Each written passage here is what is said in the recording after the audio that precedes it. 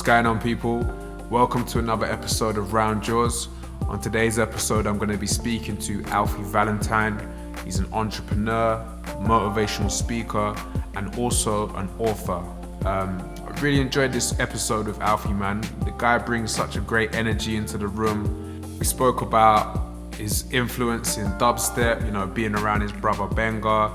We spoke about his love for garage. We spoke about a whole host of things, man. Alphie isn't necessarily a DJ by trade. He's a man that wears many hats, but nonetheless, on RoundURS, it's not always about DJs and music people as such. We talk to a whole host of people and talk to them about their musical milestones along their journey. So really enjoyed this episode, man, and hope you guys do too. Alphie. Man like Jamie. Solid handshake, man. Them big Nigerian Welcome hands. to RoundURS, bro. You. I've been looking forward to this episode. I think there's a lot that's really, really interesting about you, especially like your history, but also like some of the songs that you sent me, it was very eclectic, and I like that. You know that because I like sometimes dipping into it with a guest with a real eclectic taste.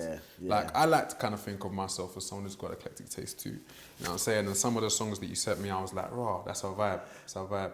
100%, bro. I think I don't know, man. I've been about so many places. Yeah. You know what I mean? I've travelled so often that I've just picked up little vibes and little energies from so many places. So that's kind of like, I threw in I don't know, you said 20, I think I maybe said 30. Yeah, I think it's about 35 there. Yeah. 30, 35 tunes, and I just thought, yeah, let's run with this, man. Yeah. So first, tell the people a little bit about yourself in terms of how you would describe yourself. I don't want to do that and put that on you. So tell me. In what context? Is in what I'm doing now, a bit of history. What do you mean? Let's say how would you describe yourself to someone who's never heard of Alphie? I'm a self-taught specialist. Cool. That's it. I like that. I am self-taught specialist. Yeah. I like that. I like that. I read a book about creating niche. Yeah. And understanding there's power in niche instead of trying to be, or being, shall I say, somebody that services all. Mm-hmm. So I thought, what is it that I'm really good at doing? I'm really good at just focusing in at people's language, mm-hmm.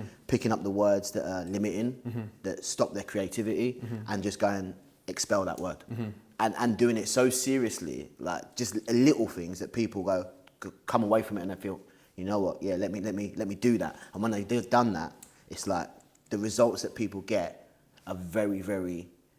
I call it path enhancing, not life changing. I like that. Path enhancing, because they're just able to just. It's like The View. Mm-hmm. It's really like I really liken it to Tunnel like the vision Matrix. sort of. Yeah. I liken it to the Matrix. Yeah, It's like I help them to expand their view. Yeah. So then, I just took up that title, self-taught specialist, and that's pretty much amongst like mentoring, business development, leadership, other things that I'm involved in. That's mainly what I enjoy doing.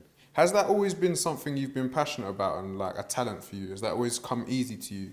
Nah, a long time, but not always. Like when I was going to like my childhood, when I was young, and I saw my dad just absolutely doming it. Yeah, but he wasn't in my life much, but he was there. And when he did come, you could know he was a presence. It was just the way he held himself. Energy. Yeah, he just held himself like an actual king. Yeah. And I really, really liked that from the start. But he wasn't in my life enough to teach me that. Mm-hmm. So all I saw it was as like, this guy who balled out and done really, and did ridiculous things. Really ridiculous things. Like, here's £100 go and buy McDonald's, or went to Geeves and Hawkes before anyone was really buying suits and buying like 22 grand suits with gold stitched in. And I was just like, like the audacity of this guy to do this.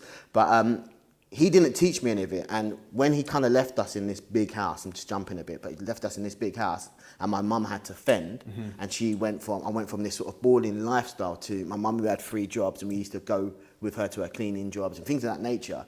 It made me sort of question, like, how do you get yourself to that level? Mm-hmm. Is it reading books? Is it this? And I thought, it is what you're telling yourself on a day-to-day basis. Mm-hmm. And I realised as soon as I started to tell myself things that were in alignment with where I wanted to be, ahead of that, things were happening quick, bro. So I guess I started to then pick up books and read books on self-talk. Yeah. Okay, so you're a reader. Massive reader. Massive reader. Like, again, another story. But when I first got into the career that really built me, I was crap. I was absolutely brass, rubbish. And I didn't accept it.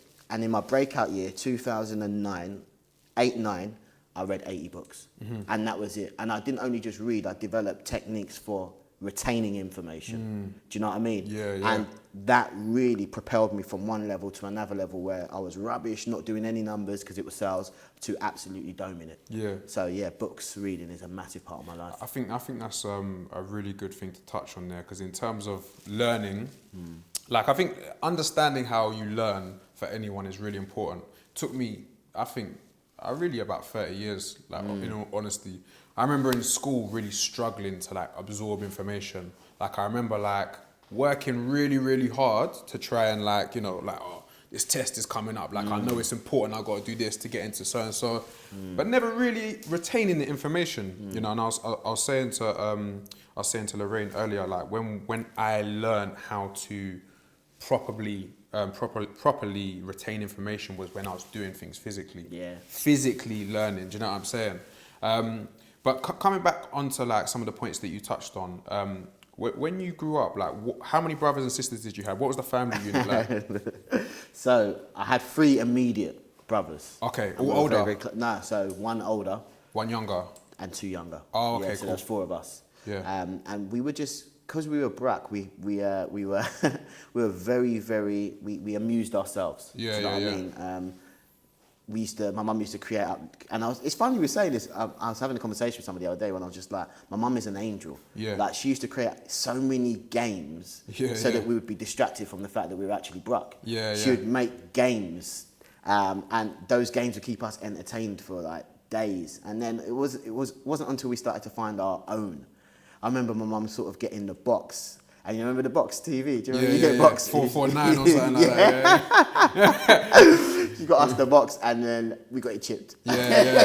Oh, I respect it. Because before then, yeah, we just had like, it was like, 10 channels. And all the kids at my school had Sky. Sky's a bump anyway though, man. You know what I mean? It's a bump. If you can get it cheap, like, you know, that's the one. So yeah, she used to create loads of games. But yeah, we're all kind of like, we come from like a music background. Yeah. As you obviously know.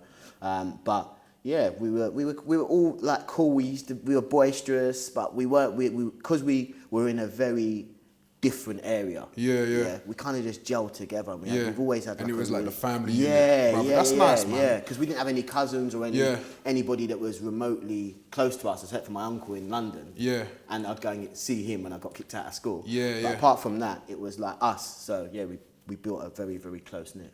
Was you musical when you was younger? Yeah, we were. I was in particular, but I guess it all came from originally like Michael Jackson. Yeah. Like a lot of people. I didn't see any Michael Jackson in the song selection. I know. Do you know? I don't know why that was. You know, Yeah. I was thinking of Man in the Mirror because Yeah. that's a biggie. Yeah. Or Smooth Criminals. But yeah, I don't know why. We was all we. Do you know what it was? I remember just as you said that. To keep us entertained when my mum used to go and do one of her jobs, we used to watch Michael Jackson Moonwalker on repeat. Cold. It was like, listen. That gassed me as well. Wait. When you're at that age though, and you see those visuals, like they made him look like a god or something. Do you know what I mean? Like he's going onto these stages, everyone's like fainting. They've got all this dramatic music. Dun, dun, dun, dun. Like, you know what I mean? Like it looks like that's some real like god shit. You know what I mean? Do you know what I love about it? When he turns into the car. Yeah. When he turned into the car, I was like, was that the same film? Yeah, Moonwalker. Okay, yeah. cool. Yeah. Because they still Annie, innit? They still Annie. Yeah. Danny DeVito, innit? Is it Danny Different. DeVito? Yeah, he still Annie. And he turns into a car, and I was like, those graphics were so ahead, bro. Yeah. I've always been like, even my initials AV. I've always been audio visual. Like that's like I really connect with those things. Do you know what I mean? So when I saw that, I was like, wow. So we used to watch that on repeat, and we used to see who could do the moonwalk properly. And then from that, obviously my brother got into DJing. I was like, okay, if you're DJing, I have to MC. Obviously, I want to go to the dances. I want to be that guy. What was the MC name? Jeez, you're drawing me out. There's some stuff online, you know. You're drawing me. Alphman. Okay, cool. That's so unoriginal. They can go and search that now. You know what I mean? So unoriginal. Alphie man. No, I've heard worse, bro. That's not bad. Listen. I don't even want to say some of mine. You know what I mean? So. But when it was you and your, was it just you and your brother, or did you have other brothers that were MCing? My older brother was wicked. He was like the Creed of the gang. Oh, okay, he had a cool. deep voice. His voice broke really, really young. So he used to spit, and when he used to spit, commanded authority. Yeah. So it was just you lot mashing it up, bedroom sets, boom, back to back. We actually created a group called Smooth Criminals. Yeah. And it was all like, It's all interweaved, It was called Smooth Criminals. Yeah. Certain men were actual criminals. They were proper on the roads, man. They were proper road guys.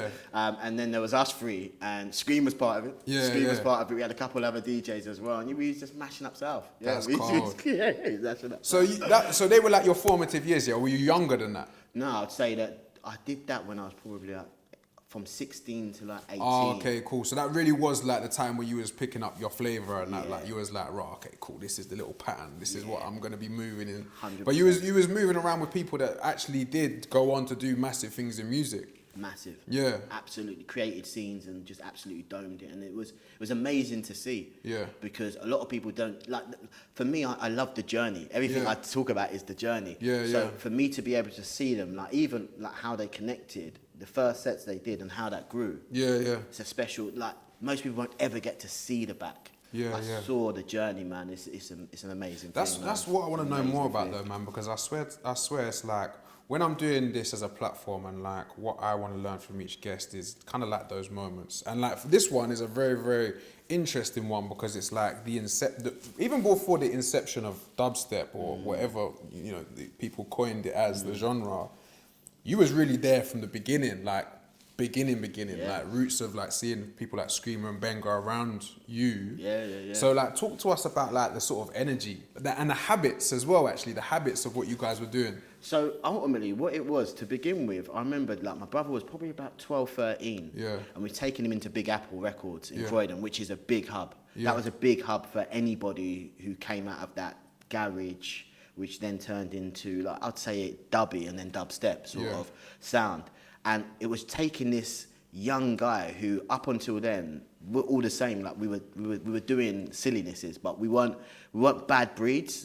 But we were just our imagination was taken up with clean-hearted, but involved in other nonsense. I know what you mean. And it was the first time that I really saw him. He was a baller, but it was the first time that I really saw Benga be consumed by something. And then when they gave him a sponsorship, because we were broke, so he could only afford one record every couple of, like maybe a month or something of that nature. So when they saw that he was talented, they gave him a sponsorship where he could come in and they would just give him records. It was like, that for me was incredible. For two reasons, because it showed me that there's good people out there that are willing to invest in talent, and for the other reason, because it just settled my brother. And he was laser focused, and it taught me about in life. I learned massive lessons from just observing, just going, well, if you want anything, like, and you really want it like to become something that's big in your life, have to have laser focus. It can't be 50-50. So it was good seeing him, and then he would DJ only. Like and back then EZ was a big influence on everybody. So it was about how many tunes you could mix without clanging, with making sure the mix was tight and throwing in loads of tunes in there. And this was way before any type of digital decks or anything of that nature. This is all vinyl techniques. All vinyl techniques. Well, my brother actually started on belt drive. He started on belt drive. He started on belt drive. So he really learnt how to mix. Proper. And I really, really, really respected that. And then from that, I guess what happened was they wanted to have their own sound. Rather than waiting for tunes, they wanted to have their own sound. So they started making tunes on music. Him and Scream had this little rivalry. Was that PlayStation they was making it on? PlayStation. But the beats were so good that DJs were cutting them and playing them. Mainly Hatcher, to be fair, was cutting it and playing it. And I think that's what gave them the initial, okay, rather than just DJing, let's get into production. And that kind of birthed the scene. And at that time then, for you on your own sort of personal journey, you're seeing all of this happen around you. Was you looking at like, I'm gonna sort of like be part of like the team that's going, or it's like, boys, that's so sick what you're doing, but this is my road over here. Like, what was your vision on it? That's a very good question, bro, because I didn't really have a plan then. Yeah. All I knew is I wanted to be rich. That was it. Like, I was young, I saw my dad, and I thought, I want to be rich.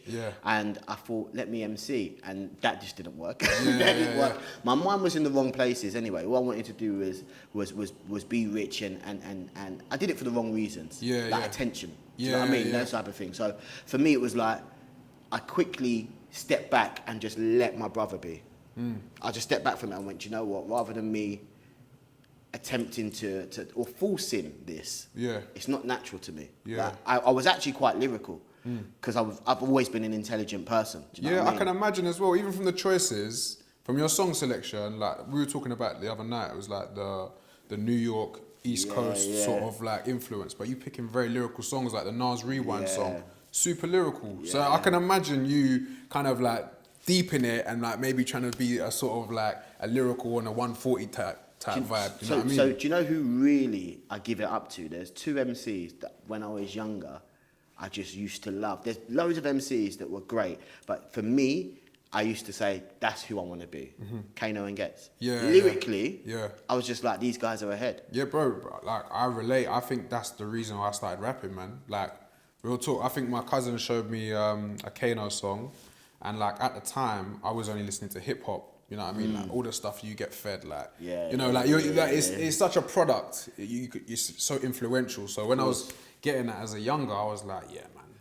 But I didn't really make me want to rap because it was like, it was American. Do you know what I mean? And then I heard grime and I was like, nah, I need to be involved with this. But then like the Kano and the Getz kind of like bridged that grime and hip hop thing. Because at the time, grime in its early years was the one-liners. One-line wheel up. One-line flow, one-line flow. You know what I mean? That's what it was. But then like they kind of like birthed something that was different. It was 100%. artistic. It was 100%. It was for me. Like, don't get me wrong, and I think obviously Wiley's a godfather in it. Absolutely bad boy when it comes to it. But it was very, for me, that was very hype. It was like, it was puff out your chest and spit. Whereas what Kano did, you could actually listen to. Do you know what I mean? I really, like, you'd listen to and you'd be like, oh, that's clever, that's smart. I like the wordplay there. I even like the, and same with Getz. I like what they did there. Do you know what I mean? And that's what made me, when, like, if you hear any of my actual tunes, you go back and you say, right, like the wordplay was always what I was doing. I was like the wordplay, lyrical, and I throwing some sublimes in there. I do some subliminals in there. And I enjoyed that. But I didn't enjoy it enough to actually go, this is something I actually believe I'm going to make as a career. So it didn't work. That was it. I'm with you. You're a man who is very serious about his motivation, I'd say. 100%. And I'd say some of the selections that you sent me reflect that. There's like some songs that I noticed one of them ones you listen to in the morning, boom, I'm a god, I'm a king. Like I feel that. I got a whole playlist like that. Trust me, it just boosts me in the morning and that. 3 songs. If you had to pick 3 songs that gas you the most on a motivational vibe, what would they be? Well, I'd say the first one is Sky is the Limit. Yeah, Biggie. I think, you told me that one. Sky is the Limit is a big one because the entrance, I don't know if it's his actual mum, but it sounds like it would be, he says like, you're not my little baby anymore. So I'm guessing it was his mum, but I don't know if it was his actual mum that done those lyrics. But I imagine that being, because my mum is exactly the same. And I'm very, very connected with my mum, with the fact that she went through a lot. Do you know what I mean, for us? So for her, and the reason I say this is, I remember when I was 16, I went, I'm going to be a millionaire. And most people's parents would be like, shut up. My mum did not back, it was just like, how? Like, she didn't make me feel rubbish or like I was just waffling. Do you know what I mean? So when I hear Sky is the Limit, like, it really takes me back to moments of, do you know what? Like, your parents telling you sky is the limit, as opposed to you've got to go and be. My mum was never one of those Nigerian women that was like, read your book. You've got to be a lawyer, doctor. She wasn't that. Do you know what I mean? Whereas I had cousins that were like, doctor, lawyer. That's what you have to be. Read your book all the time. So that is definitely one of them. Gas me up. What else? Drake. Dreams money can buy. Because I literally, when I was in the limelight stage, as I call it, and I used to roll around in my Rari, that literally, I used to think that he wrote the song thinking of me. Like, You're reciting the song. No, but I think Drake has that effect, bro. Like, I think a lot of people listen to his music and it's like they think that way. But go on, sorry. No, it was literally, the lyrics were, I literally felt, because I was on like such a bougie vibe anyhow, that I was like, this song is for me, and it would gas me a lot. I think that song had a lot of energy, and it's just the bars, so that would do that. And the third song, let me think. Is there anything off? I've got it if you haven't. Tell me. You told me already, but go on, keep looking for it. Maybe Subtract? Did I say Subtract? No. Mac Miller. Oh, how could I? How could I? Oh my. So there's 2 tunes. It was very hard. I didn't want to put too many of him on there. Do 2 tunes. So the first was Donald Trump. Donald Trump, because it was just like this kid that was free. Do you know what I mean? I thought, this kid is free. And he's just like just spitting. And I really loved the video. And then Best Day Ever. I just think, even if I'm in a vibe or a funk, I put on that song and it's just like, it's really freeing. It's just like, for me, it's an affirmation, the best day ever. Do you know what I mean? So yeah, that was a really, how did I forget that, bro? Yeah, that's a big one. I think you like the Drake one because it's got that, also, not just because of the lyrical content, but that eclectic, almost alternative production. 100%. Like when I went through your playlist and I was looking at it, it's like, I saw a lot of different North Stars. You know what I mean when I say North Stars? Like different points that sort of push the shape. You know what I mean? And I think it was probably one of the most interesting playlists I've had for the platform so far. Because there was so many different vibes on there. Like you had a little indie thing with Alt J, then you'd flip it onto like, you know, like a subtract. But then you'd also have like an Eskimo Wiley. Like on your day to day, like talk to me about like how music impacts you, like lifts your spirit, like makes you like more motivational, more ambitious. Like talk to me about your relationship with music. Well, I think that for me, music for me, there's two points that I find interesting. First is the beat. Like beats on their own can do a madness to you. Like sometimes I'll just play old school jungle. Just because you need that. You want that energy. And I like that. I like that just sounds, instruments can do that. But then you have lyrics. And I think lyrics, you can have some lyrics that you just listen to and you they just maybe pick you up. But you have some lyrics that literally you can tune into because you physically experienced what the artist has done. Or you've had something very, very similar. So you can relate to it very, very quickly. So I think that music, it's quite funny because music for me is something that I wouldn't say I listen to every single morning, like to boost me. No, I wouldn't say I do it every single morning. So I noticed on the playlist there was like early jungle vibe, not early jungle, but jungle, drum and bass and all that. And you know what, drum and bass is one of them things for me which I love, but I don't listen to it enough. Like every time I get into like a little pocket, I'm like, there's like so much music I love in that space, Like for you, when you was growing up, how important was drum and bass? Well, I think it was it came before garage, innit? Like, so it was like where me and my older brother would it was the music me and my older brother would listen to begin with. Like, so it had a massive influence on us. And I think also, now you're actually saying that, I think like the whole dubstep movement was like somewhere in between garage and jungle, drum and bassy type of sound, didn't it? So for us, it was like me and my older brother, we were able to as such listen to those sort of tunes, and it was just gas. It was just the energy. Like you'd be sweating, keeping up to those tempo. What's like 160, 170? Well, I think it's about 160. Around that 170. So them sort of BPM, your the energy it brings out of you is madness. Me and my older brother are more into that, and then to see Benny start producing and then start making tunes that were darker but at a slower pace.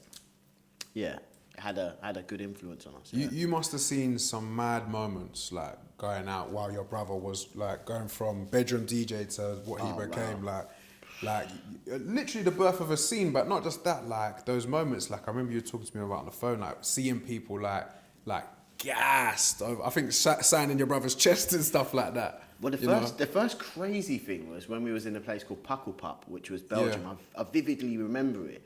Like they came. It's a very professional setup like you have.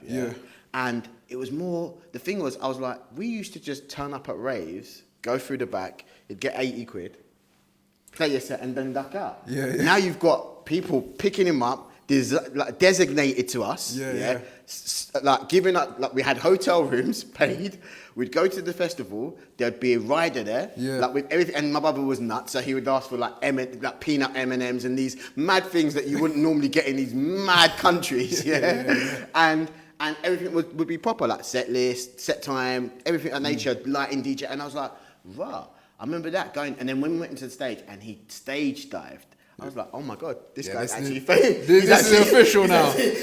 Like you can do a show, I'd done a couple of shows before myself when I emceed. I actually went to Belgium and I emceed out there, But to see my brother do a stage dive and him being embraced, I was like, okay, that's the thing. You must be some sort of a guy. Like for people to catch you, and then at that same festival, people were begging for him to sign their arms and things of that nature. It was wild. It was wild, and probably there was probably like maybe 5,000 people in the tent. Yeah. And being in front of that, the energy, madness, man. Yeah, I can imagine, man. Yeah, it was really, really fun times, man. Yeah, but and that's such a dope chapter to be part of, like seeing that I scene lived evolve. literally vicariously through him. Properly, and I enjoyed it as well because we were so close. Me and him, of all the brothers, were so close. So I physically felt part of it as well. Yeah, that's cool. a wave, man. In UK music, I always think, and I think this is something why this platform is important to me as well, because I love like documenting parts of UK music. I think dubstep is such an interesting one because I remember like when it came, it was such a massive thing. Like obviously the Night song that he released, like obviously I think that's one song that sticks in a lot of people's minds about that time. Talk to me what it was like around like being around that song. Like was you there when it was produced, anything like that? So now what actually happened is I'd gone, because what happened is I saw my brother absolutely blowing up. I saw him going from certain small raves where it was just about the music and it was really people who were intrinsic to that scene that would turn up, to it start to get bigger and bigger. And I felt like it kind of gave me the wake-up call, and I went, I've got to go and find my own path. And that's when I started to build and get into business, entrepreneurship and whatnot. So I didn't actually see the creation of that tune. I just saw the after effect.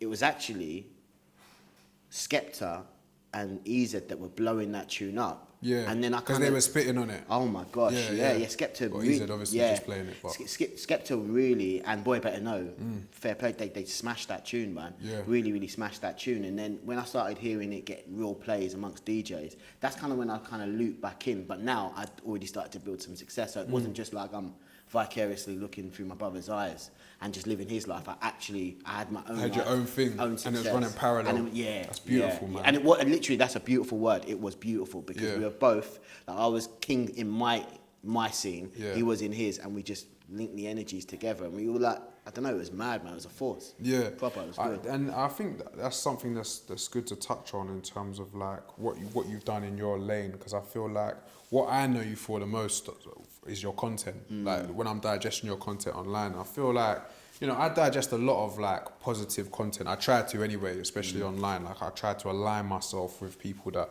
are sending out a sort of message, you know what I mean? So I can learn from. Bro, and I feel like you drop a lot of gems in your content, like on a day-to-day basis. Talk to me about like, I guess the reasons why you do that. Is it like the deeper reasons? Is it something that is for other people and you want them to get value? Or is it something that is actually like something you do for yourself? Do you know, it's a really interesting question. It's a bit of both. Like I think the biggest accomplishment is when you know you're teaching and you're getting results. Yeah. And I've always been that guy. Do you know what I mean? As soon as I got a bit of success, I'd always I'd test out everything on myself. Do you know what I mean? So I'd read a book, learn loads from somebody's journey, and I'd implement it. Some of it would work. The stuff that would work, I would teach. The stuff that it wouldn't work, I would also teach. But I'll tell you why it was trash. Yeah. And why it was trash for me, shall I say, yeah? And I've always been that guy. And what would happen is people would come in my vicinity and get successful in their own lane very quickly. They'd take my principles and they would run with it, and they would get success very, very quickly. People in my scene would just blow. Like literally, they'd go from no money, no sales, to earning a very, very substantial amount of money very, very quickly. And I thought, okay, fair enough, this monkey see, monkey do, they're just copying me. But then when I started to teach other people in other industries and see them get likewise success, I was kind of like, yeah, this is good. And it made me feel good to know that I could help people along their journey, enhance their path, do you know what I mean? And then it was actually 2018 that my pal Danny was like, you're being selfish. He was another guy that I mentored. And just to give you a bit of an idea, he wanted to work with me for 2 years. I didn't let him. Yeah, he was in a toxic relationship. I said, leave the relationship. As soon as at first I made him wait 2 years, before he could work with me. Then I said to him, leave the relationship because your surroundings is more important than anything. I could teach you everything. You come to me for an hour, get gassed, and then go back to your own surroundings, and then you'll be fucked. So I said, you have to leave that. And he did it. And then I started working with him, and he literally came, industry, earned a decent amount of money, went, started off his market company, now he's blown. And he went, Alf, for what you've done for my life, if you don't share this with people, you are being selfish.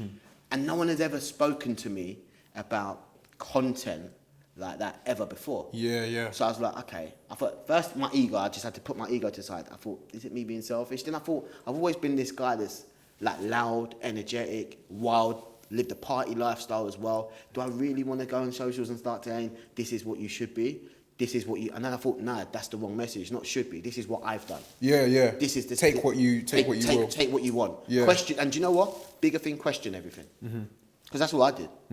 Question absolutely everything. And what works, implement it. And implement it fast by teaching people around you. Yeah. And what doesn't work, hit me, give me some feedback. And that's kind of like how my content has been sort of birthed. And I guess, because a lot of people say to me, it really, really bangs, it really, really hits. Yeah. And it's because I think that I've come from a place that most people have. And I've tested it on myself. So I know it's not just reading a book and just going, this is it. I'm with you. So advice for people watching this that like, you know, they feel like, you know, they either want to start creating their own content or they want to kind of move into that sort of positive, motivational lane. Like what gems would you drop on those people that are looking to start out their thing? Well, the first thing I'd say to anyone who's looking, are you talking about specifically going online, or are you talking about... Specifically creating content for online. Okay, well, just make sure that it's real to you, because you'll just get caught. Do you know how many people have caught out? And I don't even mean that in a negative way, but like just through conversations. And you can tell when somebody's not really about it. You mean sincere? Sincere, in be line authentic, with their, man. Be authentic.